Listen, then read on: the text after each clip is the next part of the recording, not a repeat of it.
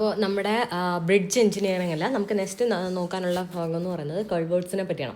അപ്പോൾ കൾവേർട്ട് എന്ന് പറഞ്ഞാൽ എന്താണെന്ന് അറിഞ്ഞിരിക്കുക. ശരിക്കും ഇതെന്താണ്, ഒരു ബ്രിഡ്ജ് പോലുള്ള ഒരു സ്ട്രക്ചർ തന്നെയാണ്, ബ്രിഡ്ജ് തന്നെയാണ്. ബട്ട് അതിൻ്റെ സ്പാൻ എന്ന് പറയുന്നത് 6 മീറ്റർ വരെ ആയിരിക്കും. Okay, span up to 6 metre വരെയുള്ള ബ്രിഡ്ജിനെയാണ് നമ്മൾ എന്ത് വിളിക്കുന്നത്, കൾവേർട്സ് എന്ന് വിളിക്കുന്നത്. അപ്പോൾ നമുക്ക് ഡിഫറെൻറ്റ് ടൈപ്സ് ഓഫ് കൾവേർട്സ് ഉണ്ട്. ഏതൊക്കെയാണ്? ഫസ്റ്റ് വൺ പറയുന്നത് സ്ലാബ് കൾവേർട്ടാണ്.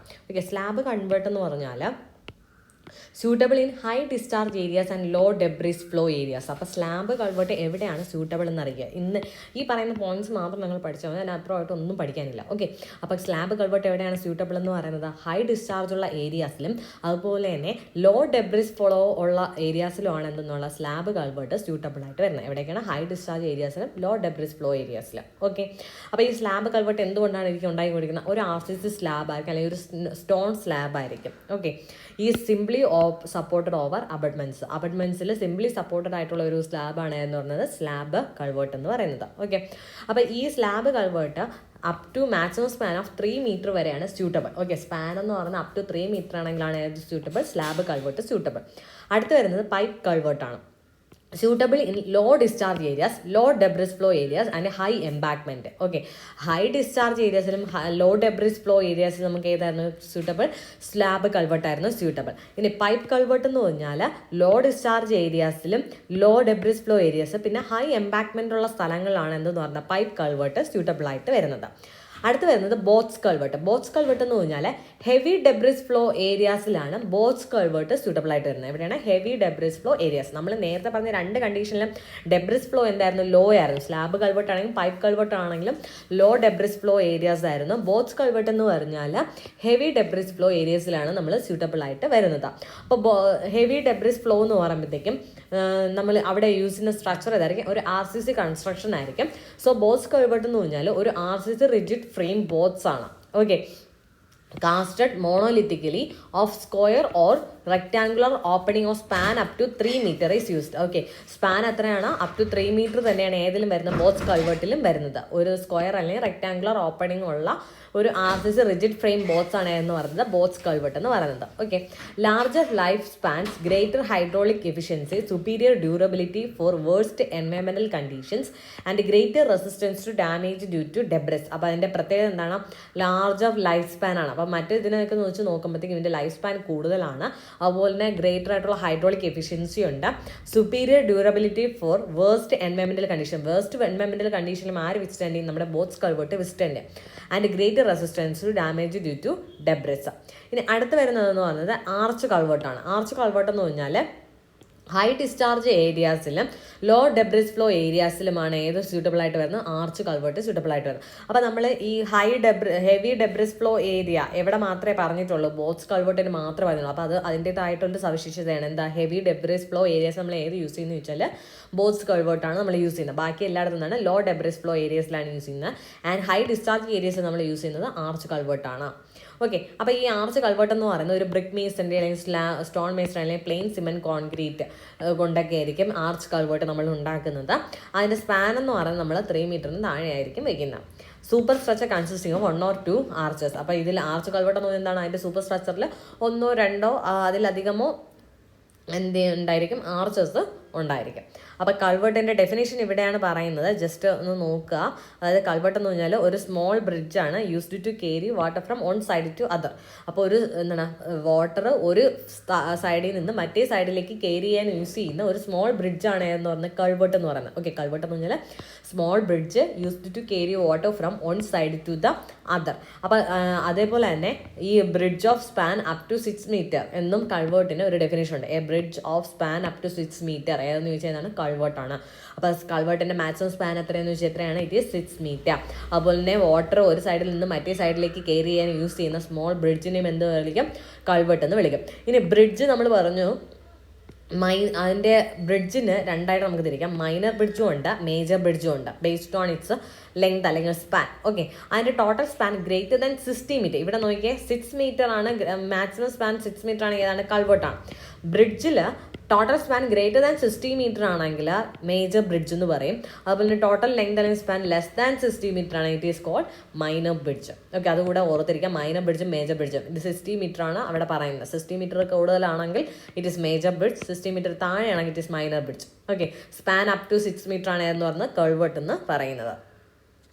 ഇനി കുറച്ച് ക്വസ്റ്റ്യൻസ് നോക്കാം. As per IRC approaches should be straight for a minimum length of dash on either side of a bridge. ഇത് ജസ്റ്റ് കുറച്ച് ക്വസ്റ്റ്യൻസ് പറയുന്നതേ ഉള്ളൂ. അപ്പോൾ IRC പ്രകാരം അപ്രോച്ചസ് എന്ന് പറയുന്നത് ഷുഡ് ബി സ്ട്രെയിറ്റ് ആയിരിക്കണം for a minimum length of. അപ്പോൾ ഈ അപ്രോച്ചസ് എന്ന് പറയുന്നത് എന്തായിരിക്കും? സ്ട്രെയിറ്റ് ആയിരിക്കണം. എത്ര ലെങ്ത് വരെ, എത്ര മിനിമം ലെങ്ത് എത്ര വരെ അപ്രോച്ചസ് സ്ട്രെയിറ്റ് ആയിട്ടിരിക്കണം. എത്രയാണ്? 15 metre on either side of a bridge. Okay, 15 metre on either side of a bridge.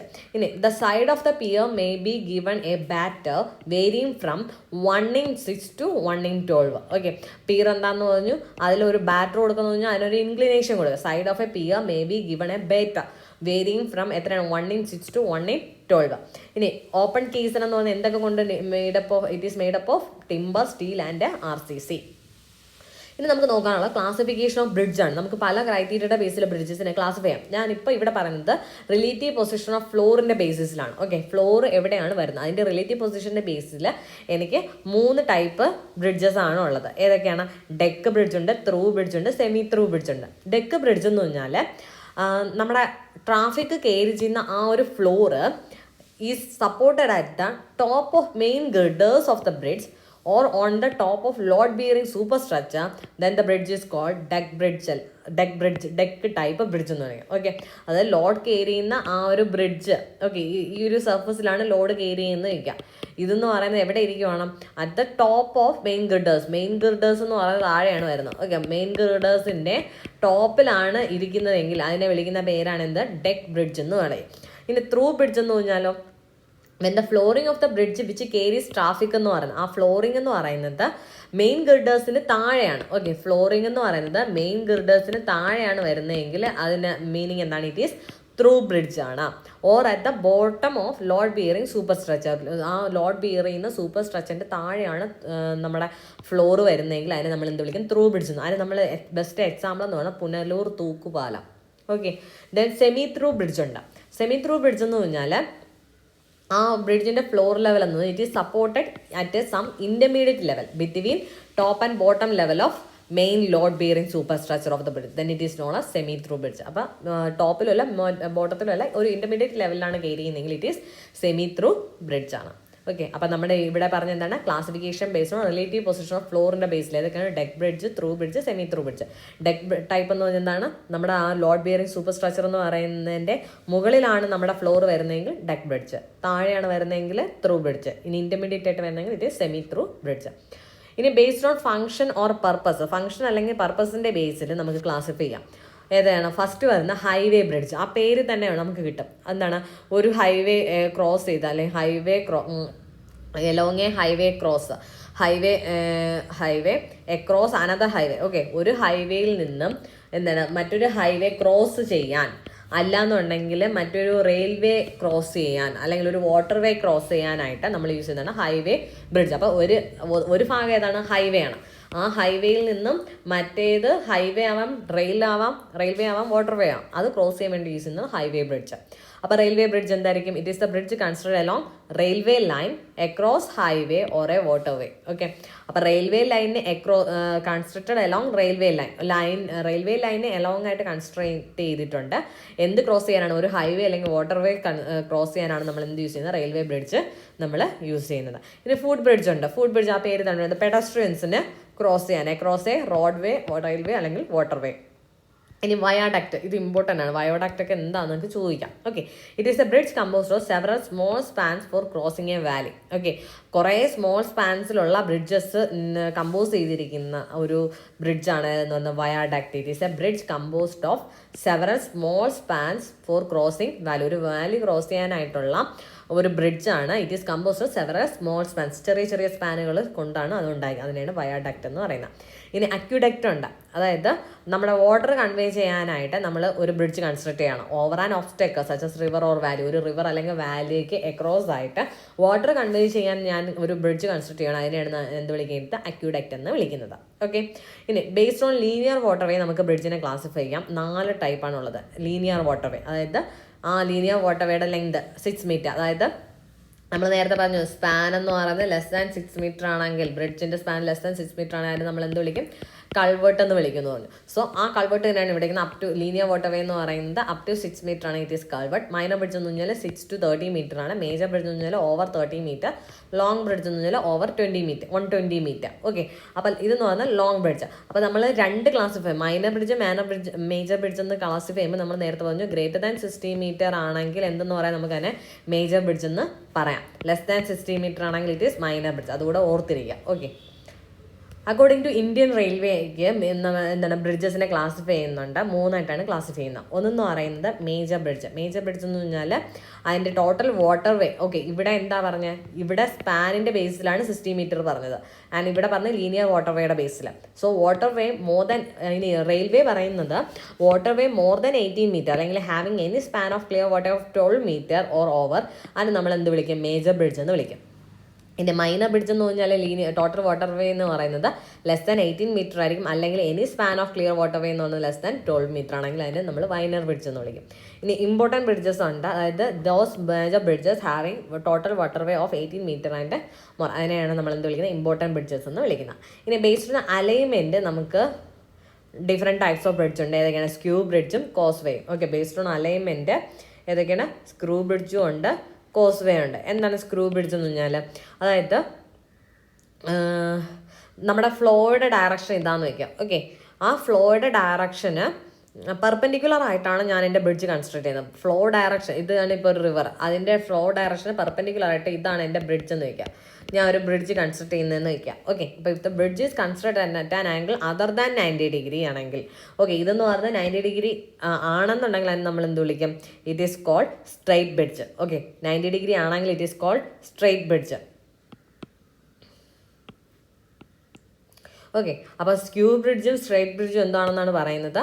ഞാനിപ്പോൾ ഇതാണ് എൻ്റെ ഫ്ലോയുടെ ഡയറക്ഷൻ, ഈ ഡയറക്ഷനെ പെർപെൻഡിക്കുലർ ആയിട്ടാണ് ഞാൻ എൻ്റെ ബ്രിഡ്ജ് കൺസ്ട്രക്ട് ചെയ്യുന്നത്. അതായത് സ്ട്രൈറ്റ്, അതിന് 90 ഡിഗ്രിയാണ് ആംഗിൾ എങ്കിൽ അതിന് നമ്മൾ സ്ട്രൈറ്റ് ബ്രിഡ്ജ് എന്ന് വിളിക്കും. ഇനി എൻ്റെ ഫ്ലോയുടെ ഡയറക്ഷന് ഒരു ഇൻക്ലിനേഷൻ ആയിട്ടാണ് ഇതാണ് എൻ്റെ ബ്രിഡ്ജ്, ഇതാണ് ഫ്ലോയുടെ ഡയറക്ഷൻ. ഇതിന് അതർ ദാൻ 90 ഡിഗ്രിയിൽ ഞാനൊരു ബ്രിഡ്ജ് കൺസ്ട്രക്ട് ചെയ്താൽ, ഇത് 20 ഡിഗ്രി ഒക്കെ ആണെങ്കിൽ അതിനെ നമുക്ക് എന്ത് വിളിക്കാം? സ്ക്യൂ ബ്രിഡ്ജ് എന്ന് വിളിക്കാം.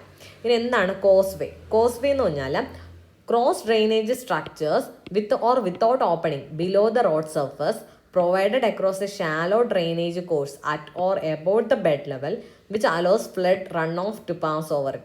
ഒരു ഫ്ലഡ് അല്ലെങ്കിൽ റൺ ഓഫ് പാസ് ചെയ്യാനുള്ള ഒരു ക്രോസ് ഡ്രെയിനേജ് സ്ട്രക്ചേഴ്സ് ആണ് without opening below road surface. ആ റോഡ് സർഫസിന് താഴെ ഓപ്പണിംഗ് ഉണ്ടാവാതിരിക്കാം. ഓക്കെ. എവിടെയാണ്? ഒരു ഷാലോ ഡ്രെയിനേജ് കോഴ്സിന് എക്രോസ് ആയിട്ടാണ് നമ്മൾ എന്ത് ചെയ്യുന്നത്? പ്രൊവൈഡ് ചെയ്യുന്നത് at or about the bed level which allows floods run of two pass over it. അതിനെയാണ് നമ്മൾ എന്ത് വിളിക്കുന്നത്? കോസ് വേ എന്ന് വിളിക്കുന്നത്. ഓക്കെ. ഇനി culvert with total span less than 1 metre ആണെങ്കിൽ അതിനെ നമ്മൾ വിളിക്കുന്ന പേരാണ് വിയോട്ട് വേ എന്ന് വിളിക്കും. എന്ത് വിളിക്കും? വിയോട്ട് വേ. ഓക്കെ. വിയോട്ട് വേ എന്ന് വിളിക്കാം. Culvert with total span less than 1 metre ആണെങ്കിൽ എന്ത് വിളിക്കാൻ? വിയോട്ട് അല്ല എന്ന് തോന്നുന്നു, വെൻ വേ ആണെന്ന് തോന്നുന്നു. Okay. Then span between 30 metre and 120 metre ആണെങ്കിൽ it is called major bridge. Okay. Span between 30 metre and 120 metre ആണ്, it is called major bridge. Causeway എന്ന് പറയുന്നത് is constructed to construct. Okay, അതങ്ങ് വിട്ടേക്ക്.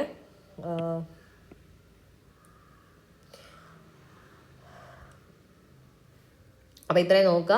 Span between 30 മീറ്ററും 120 മീറ്ററും ആണെങ്കിലും അതിനെ നമ്മൾ എന്ത് വിളിക്കാം? മേജർ ബ്രിഡ്ജ് എന്ന് വിളിക്കാം. ഓക്കെ. നമ്മൾ നേരത്തെ പറഞ്ഞത് ഗ്രേറ്റർ ദാൻ 60 മീറ്റർ ആണ് സ്പാൻ എങ്കിൽ മേജർ ബ്രിഡ്ജ് എന്ന് വിളിക്കാം. അപ്പോൾ ഏതാണോ ഓപ്ഷനിലുള്ളത് അതിനനുസരിച്ച് നമുക്ക് മാർക്ക് ചെയ്യാം. ഓക്കെ. Thank you.